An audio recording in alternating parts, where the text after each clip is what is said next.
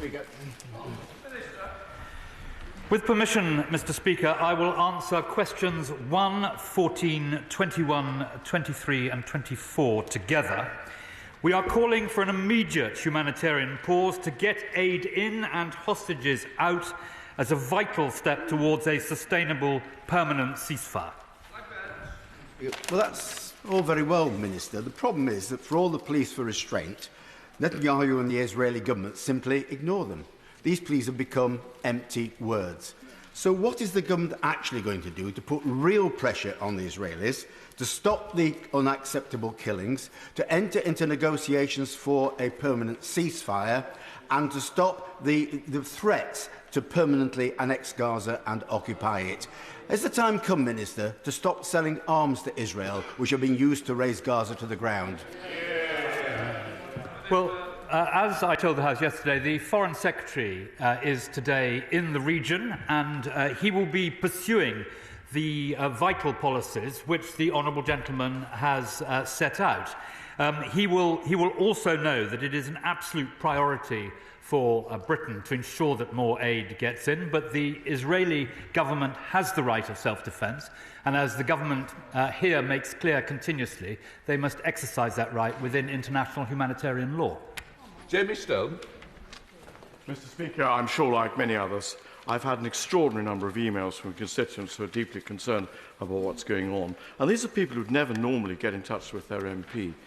We really must stop the killing, and my party and I believe that an immediate bilateral ceasefire is the way forward. So could I ask the Minister, what steps is the government taking with partners in the region and around the world to achieve this end? Well, Mr. Speaker, all of us want a ceasefire, but it must be a sustainable ceasefire. And that is why the British government is bent on making sure that we get a humanitarian pause so that we can get far more supplies into Gaza, and on the back of that, a sustainable ceasefire. But as I said in answer to the honourable gentleman, we need a pause in order to get aid and support in and to get the hostages out. Thank you, Mr. Speaker. According to the UN World Food Programme, over 500,000 Palestinians in Gaza are starving. A famine is imminent. Allegations against the 12 UNRWA staff are rightly being investigated. But cutting aid to the whole of UNRWA is disproportionate and is punitive. Has the Minister even considered the consequences of these cuts will be on women, on babies, and those that are seriously injured? And does he understand that this would breach the measures issued by the ICJ to ensure that aid flows into Gaza? Well, as I've set out to the House repeatedly, we are doing everything we can, along with others, to ensure that vital supplies do get into Gaza for the very reason that she set out. But on the subject of UNRWA, it would be impossible for any of us to continue business as usual with the appalling events that were outlined over the weekend. And that is why we have made clear that we will not be producing further finance until we are satisfied that these matters have been addressed. But in terms of what we are seeking to do through UNRWA now, we have provided additional funding in the past, and that will ensure that aid and vital supplies do get into Gaza. Stephen Metcalfe. Paul Blomfield. Thank you, Mr. Speaker. The government's consistently repeated its commitment to a two-state solution, and that's right. But for 30 years, Israel has deliberately undermined that through settlement of the West Bank in contravention of international law. Now Netanyahu has come clean and ruled out a two-state solution. So if the UK's policy is to be seen as anything more than empty words, would the Minister agree we need to demonstrate our commitment to a viable Palestinian state by recognising it and by upgrading the current government advice against trade with the illegal settlements into a full embargo?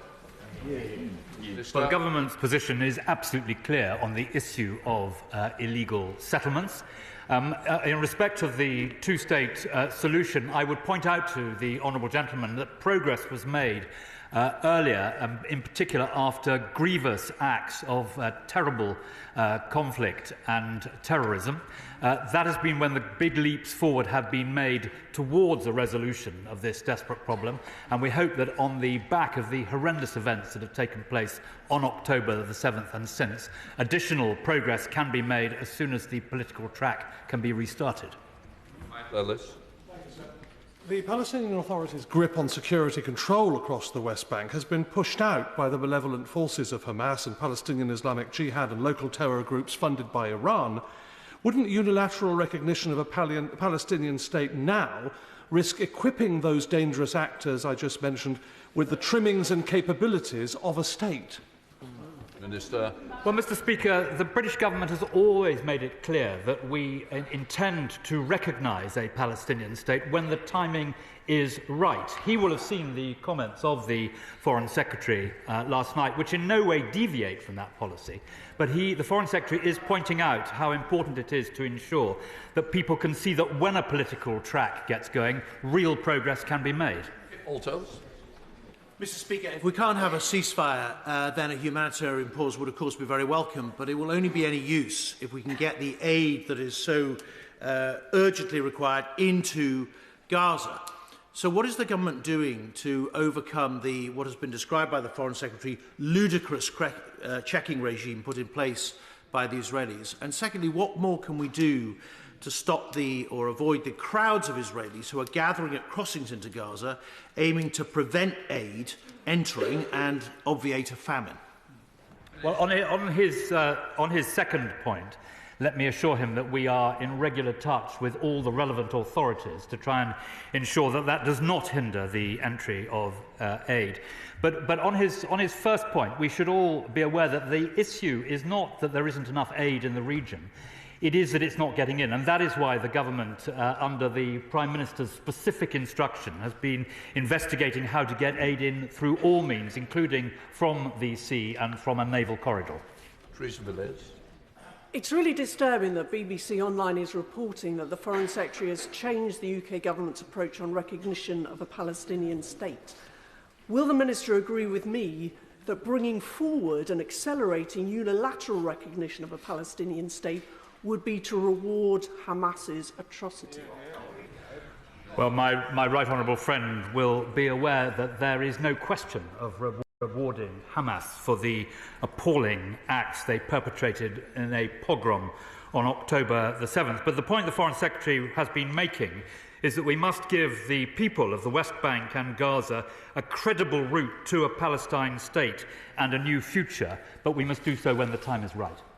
Minister Lisa Nandy. He will know that there is rising anger in the region about the desperate situation in Gaza, which makes the ceasefire much harder to achieve. More people are now dying of hunger and thirst than from bombs and bullets. He said yesterday that the UK is pausing, not cutting funding to UNRWA. But given its critical role, will he reassure us nothing will disrupt the supply of aid, not just into Gaza, but through Gaza, now and in months to come? He's right that these are serious allegations, and we should be robust about how UK aid money is spent. But it would be unconscionable if we allowed anything to stand in the way of UK aid reaching those children right now. Will he promise that the UK will move heaven and earth to get it to them? Yeah. The Shadow Minister for Development is absolutely right about the balance that has to be struck here. Of course, we might need to investigate, and investigate rapidly, these very serious allegations that have been made against UNRWA. But the assets we use for getting aid and support into Gaza depend upon the assets that UNRWA owns, the warehouses, the vehicles, the other mechanisms of distribution. And so we need this inquiry to be completed as rapidly as possible. But in the meanwhile, Britain was not intending to give any further support to UNRWA in this financial year, and in the next financial year we will consider the position in precisely the way she set out. Rob Roberts.